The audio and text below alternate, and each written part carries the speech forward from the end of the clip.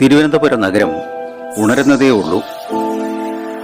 വൈവിധ്യമാർന്ന ജീവിതം നയിക്കുന്ന അച്ചായൻ്റെ കുറച്ച് നല്ല വീഡിയോ എടുക്കാൻ ഞാൻ പോകുന്ന വഴി ഒരു ടീ ഷോപ്പ് ശ്രദ്ധയിൽപ്പെട്ടു. ഉള്ളിൽ നിന്നും നല്ല പഴംപൊരിയുടെ മണം. പാത്രത്തിൽ നീളത്തിൽ അരിഞ്ഞു വച്ചിരിക്കുന്ന പഴുത്ത ഏത്തൻ കായകൾ, മറ്റൊരു പാത്രത്തിൽ കലക്കി വച്ചിരിക്കുന്ന മാവ്, ചീനച്ചട്ടിയിൽ വെട്ടിത്തിളയ്ക്കുന്ന പാമോയിൽ,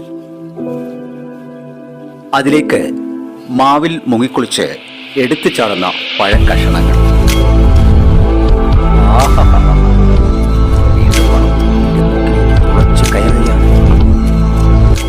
ഒരെണ്ണം വാങ്ങി കഴിച്ചിട്ടേ പോകാമെന്ന് തീരുമാനിച്ചു. പക്ഷേ സമയനിഷ്ഠത പാലിക്കുന്ന അച്ചായൻ എന്നെ കാത്തു നിൽക്കില്ലല്ലോ. അതിനാൽ ഒരു ചായ മാത്രം കുടിച്ച് ഈ രംഗങ്ങൾ ക്യാമറയിൽ പകർത്തി. പുറത്താണെങ്കിൽ ചെറിയ ചാറ്റൽ മഴ. ചാറ്റൽ മഴയുടെ കുളിർമ ഒരു ചൂട് ചായ കുടിച്ചപ്പോൾ മാറിക്കിട്ടി. കൂടാതെ അകത്ത് വെട്ടിത്തിളയ്ക്കുന്ന എണ്ണയുടെ ചൂടും.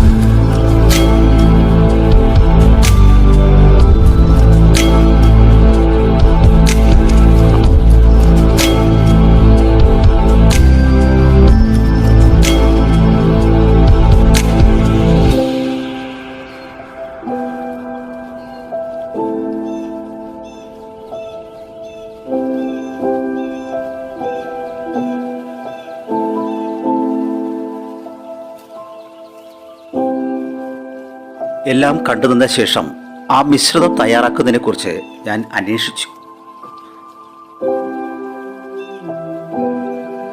അതിലുണ്ടായിരുന്നു അവരുടേതായ ഒരു രഹസ്യം. ആ രഹസ്യം എന്താണെന്നറിയണ്ടേ? പഴംപൊരി കുറച്ചുകൂടെ സ്വാദിഷ്ടമാക്കാൻ അവർ മൈദമാവിൽ ദോശമാവ് കൂടി ചേർക്കുന്നുണ്ടത്രേ. അപ്പോൾ നമുക്കും അങ്ങനെയൊന്ന് പരീക്ഷിക്കാം, അല്ലേ? അയ്യോ അച്ചായൻ, പറഞ്ഞ സമയം വൈകിപ്പോയിരിക്കുന്നു. ഓടി ഗേറ്റിന് മുന്നിൽ എത്തിയപ്പോൾ എന്നെ സ്വീകരിക്കാനെത്തിയത് അച്ചായന്റെ നായക്കൂട്ടങ്ങൾ. തൽക്കാലം ആരും അറിയട്ടെ കേട്ടോ. ഇമ്മിണിക്കുട്ടി.